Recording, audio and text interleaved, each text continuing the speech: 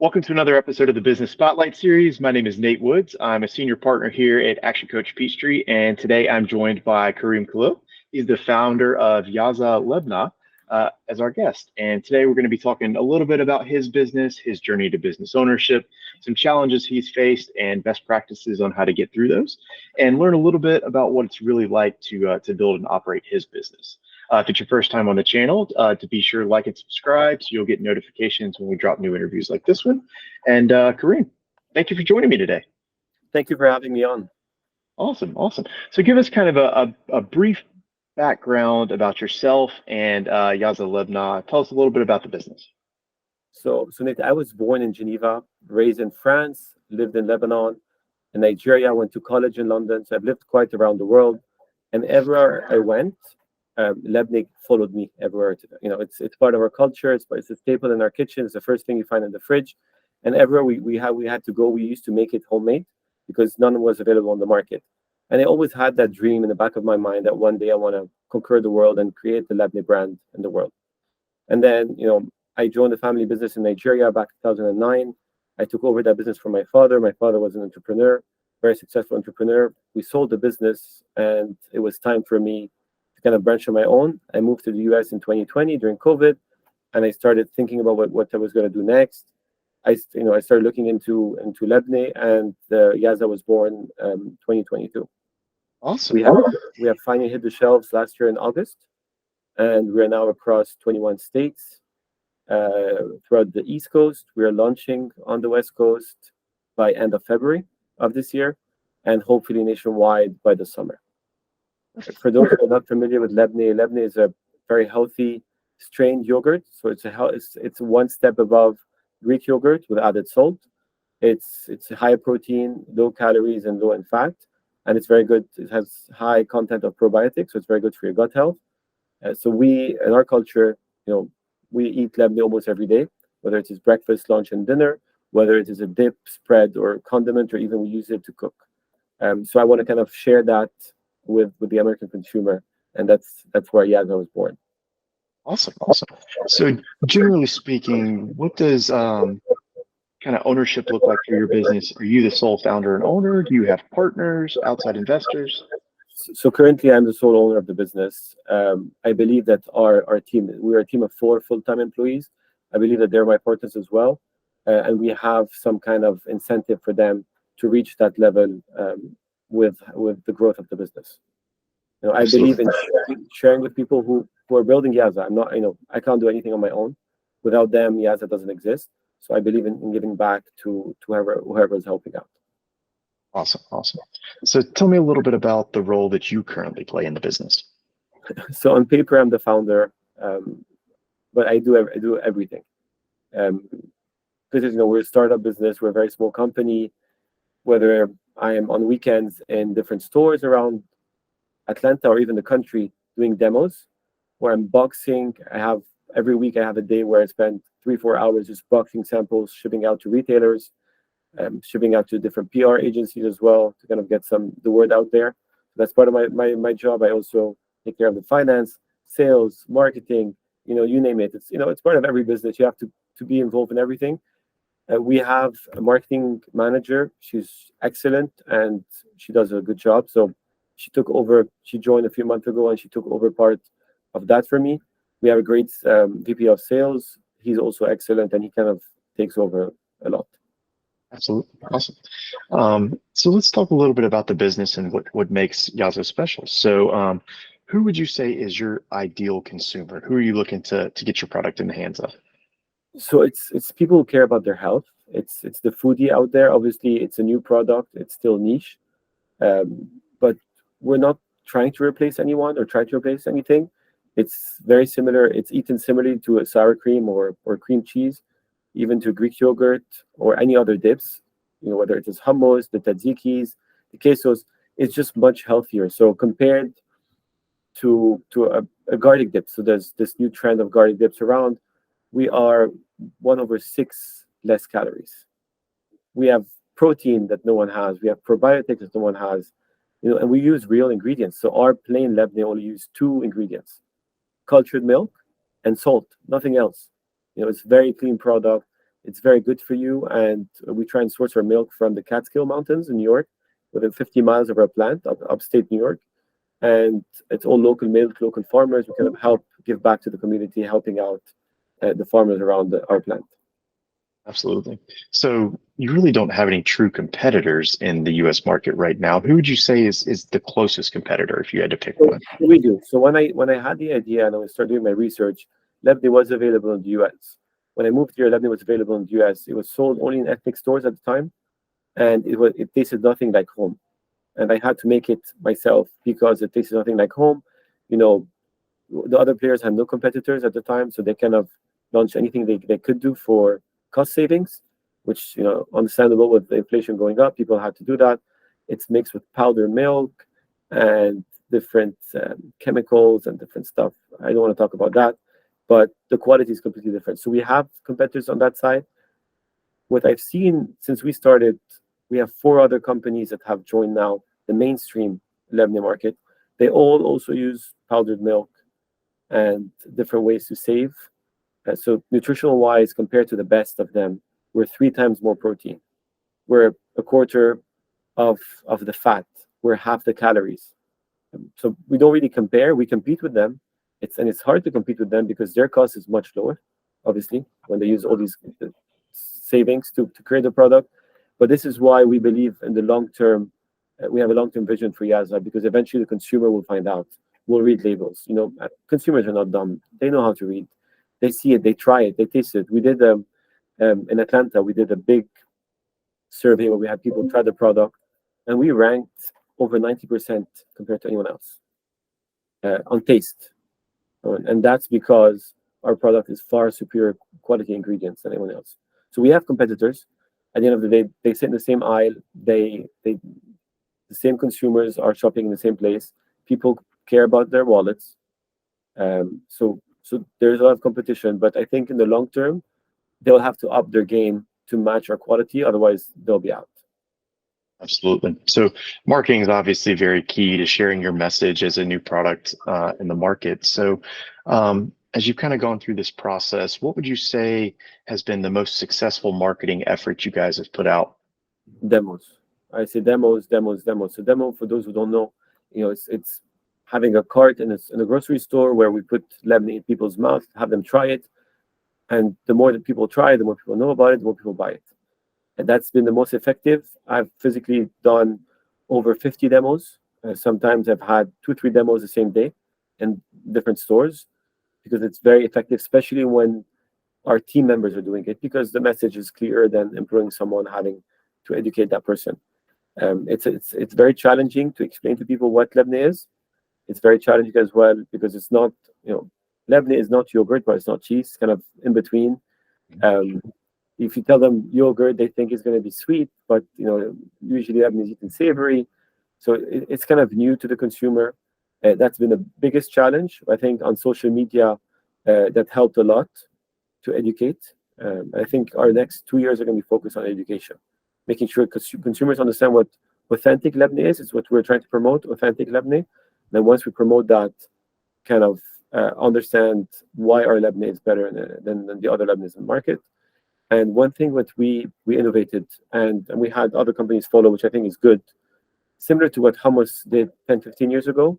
So labneh back home is only eaten or only sold plain, natural flavor, and people take it and add different things to it because people know they grew up, 2000, labneh is 2,000 years old. People have been eating it forever. They know what to do with it. What we have found when we started doing studies, people didn't know what, we gave it to them. That's one of the things we did. We gave them labneh and we kind of asked them, what do you think this is? What would you do with it? And we realized that we need to create flavored labneh. So we're the first company in the US to create flavored labneh. We currently have 2 flavors and working on adding more flavors as we go. Awesome. Awesome. So we've talked a little bit about the business and kind of how you've launched and developed to this point. I'd love to hear a little bit more about your story as an entrepreneur. So what made you decide to go into business for yourself as opposed to maybe going to work for somebody else? So my father, and just to go back, because he was my biggest inspiration, and my father used to work for other people. He kind of traveled the world, and that's why I kind of lived in different places in the world. And then he decided one day to have a better life, because everyone has a dream, to give a better life for us. He decided to move to Nigeria. It was a big challenge for him. Him and my mother started a hair extension business. And when I took it over, um, I was running a company with 7,000 employees. We eventually sold that business. My father retired. And then I looked at myself. I have two kids. At the time, I only had one child. And I was like, it's my time to give back to my family. It's my time to do my own dream, to make it myself. That's why I moved to the US, the American dream, like they say. I moved here for that. And I think it's a beautiful country. To achieve that, the ceilings are unlimited. The people are amazing. And it's a great place to do business. It's a free place and safe place to work. So I've always wanted to come here and do that. And I've always had Lebnah in the back of my mind. I always had other ideas. Hopefully, in the future, as we grow, we can add them. I think Lebnah was the biggest um, item I've always wanted to launch. Awesome. Awesome. So as you kind of look back on your journey overall, was there a particular roadblock or a hurdle, a challenge that you had to overcome that kind of stands out above everything else? So, on Yaza, we had a lot of challenges. Um, you know, I think every milestone that we achieved, we had challenges to go through that, and we're lucky. It's been successful. With our targets that we set, we've been very successful. We've been able to achieve them. But we had. Well, I'll give you an example. When we did our production run, we had to do it 6, 7 times to get it right, and we got to a point where, you know, part of the team wanted to give up, and I said, no, we're going to make it happen. And you have to keep going. Sometimes you're always going to have good days and bad days. For any entrepreneur, you're going to have good days and bad days, and it's those bad days where you learn, and where you learn how to grow, and it's those bad days where you have to be stronger. And because the good days are going to come, but if you don't have bad days, you're never going to enjoy those good days. Absolutely. Absolutely. So you kind of touched on to looking to the bright future there. What would you say, where do you see the business in the next 3 to 5 years? So my dream is to have Lebneh in every American consumer's fridge, whether it is Yaza or any other brand. Obviously, more players are going to come in as Lebneh grows. So that's my number one dream. I think 3 to 5 years, uh, we want to establish. So we launched Lebneh now, but we're looking at launching other Mediterranean healthy items that we feel are not made authentic in the US. So ideally, in 5 years, is to start having those items out as well in the grocery stores. Awesome. Awesome. So obviously, when you look at the future of the business, it's really important to have a great team around you to be able to grow. How would you describe your leadership style in this business, and has it kind of had to change and evolve from the previous businesses you've run? So by nature, I'm a control freak, and I like to control everything, and I like to be in charge of everything.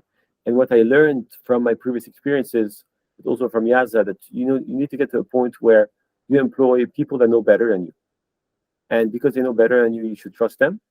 You have to learn how to trust and how to believe in them. You can't do everything, and this is where a lot of entrepreneurs fail, because they think they know everything, and they kind of, we vote. There's four of us. Every time we vote, if it's tied, then I'm the tiebreaker. But otherwise, we vote. If they vote, if there's more votes against me, I accept, and I'm willing to listen. I think that's very important for any entrepreneur, is to trust and listen and delegate. You can't do everything. It's impossible unless you're very small and you don't want to grow. For any business who has the ambition to grow, you have to trust and delegate. Absolutely. So what would you say was kind of your best approach or practice to finding and then hiring the great team that you have now? So I want to talk about one team member, which is key to our success. His name is Ron Marks. So for me, he's a partner. He created Yaza with me. So a month after the idea of Yaza came on, I was looking for someone who can make labneh. Because I know how to eat labneh, but I don't know how to make it. So he's someone who had 40 years in a food development background. He's been doing that for life. And the second, I called him up. I was calling up just as a consultant, and now we work together. He's a partner of mine, and he he's I think he's the key to the success in terms of our products. He's the one behind every single Yaza product. Awesome, awesome. So we talked a lot about what it takes to launch a product from the ground up. There's tons of great nuggets there for people to go back and listen to again. As we start to wrap up, I've got a couple kind of rapid fire questions. So just quick top of head answers. We'll roll into them now. So what would you say is your number one key to success? Interesting. I think putting goals, realistic goals, and I'm someone who's very organized. So I don't know if you can see the calendar behind me. That's for 2024. We have everything planned. I have an Excel file as well where I can try and plan everything going forward, where we set realistic targets, because that's one thing that a lot of people fail to do. They just put things that are not achievable. We put realistic targets we try to achieve, and we plan and organize and try to meet those targets. We work hard towards them, and I think that's the main key to success. Awesome. What would be one piece of advice that you would give a new business owner? Never give up. And one thing which I found over the years, which in my opinion is very important, cater to the market, not cater to what you want to cater to. So a lot of entrepreneurs, and that's something I used to do myself. If I don't like it, it doesn't mean the consumer is not going to like it. I'm not going to do a flavor that I like. I'm going to do a flavor that the market wants. So kind of understand who your consumer is, speak to him, and make sure you cater to what he wants, not what you want. And I think that's my biggest advice to any entrepreneur out there. Absolutely. Is there one book that you've read recently or are currently reading that you would recommend to other business owners? So I haven't been reading a lot of books recently. I've been so busy with Yaza. Whenever I have time, I try to hit the gym or spend time with my family. I spend a lot of time on YouTube watching all the podcasts about grocery stores, about how things work, kind of understanding the American consumer and understanding the success stories, but also failed stories of other companies, how some companies have failed over the years. Yeah, absolutely. So before we get into my final question of the day, what is the best way for other people to learn about Yaza or Lebnah, and how can they get in touch with you? So they can go on our website, www.yazafoods.com. Our social media accounts, whether it's Instagram, TikTok, or Facebook, it's yaza.foods. And I personally read every DM, so they can DM us there. They can contact us at info@yazafoods.com by email, and I'll personally reply to them. Awesome. I'll link all those in the description so people can easily find them. So my last question for you today is, what's most inspiring as you continue to move forward in the business? My biggest inspiration are people around me, and the motivation they have. But I would say my biggest inspiration is my 8-year-old kid. So I have an 8-year-old boy called Kayan. I have a 2-year-old called Alexander. Kayan comes to the office whenever he can. So I work on weekends. He's with me on weekends. He's with me at demos. He always, when you ask him what you want to do when you grow up, he says, I want to take Yaza International. I want to take it to Canada, to Mexico. I want to take it to Shark Tank. I want to add ice cream Yaza. He has ideas for different products. I think he's my biggest inspiration. He keeps me on my toes all the time. That's awesome. Awesome. Karim, thank you so much for joining me today. It's been great learning about you and getting to know more about Yaza. Thank you for having me, Nate.